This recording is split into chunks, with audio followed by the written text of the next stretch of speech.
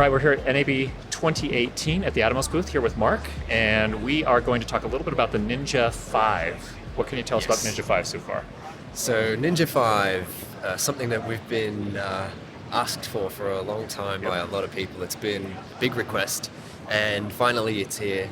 Super happy with how this has transpired. The physical chassis of this thing is rugged aluminium. It feels great in your hand, and it's super lightweight, 11 ounces, 330 grams, and it's taking on all of the features that you're used to from your Inferno product. Again, 1000 nit display for outdoor shooting. People are like, oh, if it's going to be 5 inches, you're probably going to drop the nit value down to 300 again. Well, no, we've gone with 1000 nits.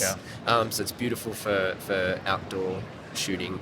And like I said to you, super lightweight and small, perfect for gimbal use, perfect for DSLR and mirrorless cameras, and off the cuff, off the shoulder type work.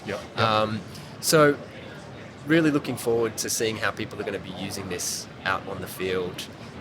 Another few features that I'll tell you about that we're super excited about is that we've continued the continuous power system through into this series. So we've always had a good reputation for having continuous power on the back of our units.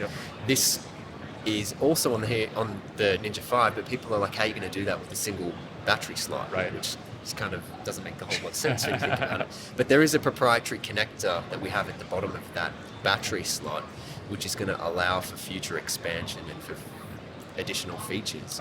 So what you will be able to do is add another little device that will give you continuous power that has a built-in battery.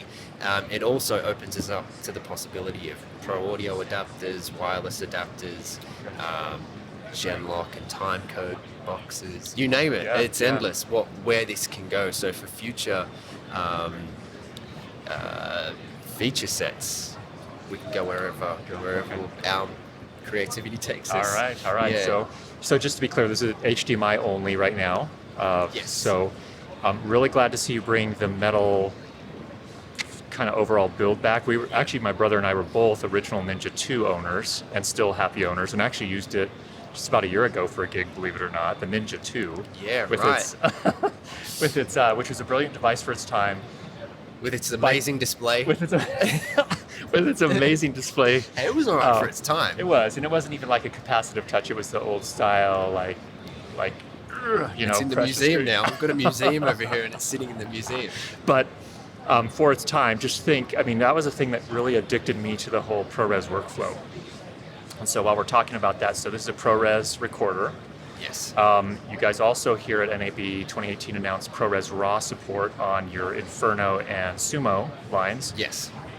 What about something like this? Now, granted, none of the camera manufacturers currently send RAW via HDMI, but what if one of them did at some point? Let's just say we're capable. Yeah, we're capable. So that's a powerful processor you put in that thing.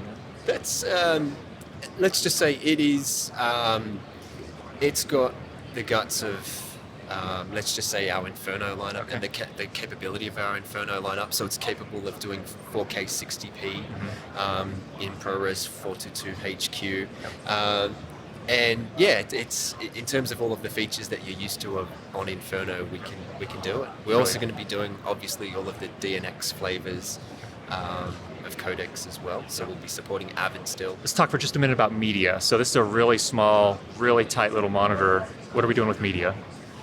Media-wise, we're actually taking our legacy caddies from our original products, from the Shoguns and from the Infernos, and we're actually able to adapt that same, the slot will allow for the same SSD to fit straight in, so 2.5-inch SATA drives.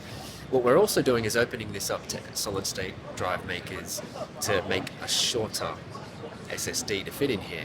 You'll notice at the back of the unit that it's actually a fair bit shorter than your standard ATOMOS caddy. So what you'll notice is that the lip will protrude slightly, but for future SSDs and for SSDs that are actually being made now, that will actually sit flush, so it's a much shorter form factor. Beauty of it is that now if you have a bunch of SSDs, you can still use them in a Ninja 5.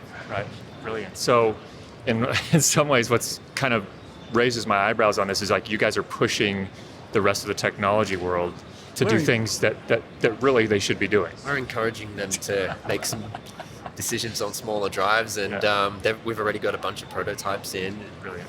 Our key partners are coming to the party. Looking forward to seeing how this bad boy is going to be used out in the field. Looking forward to getting my hands on it. Yeah, man. And what about pricing and availability? So 695, and we're looking at shipping in Q3. Q3 this year. Yes. All right, Mark, thanks so much, man. Curtis.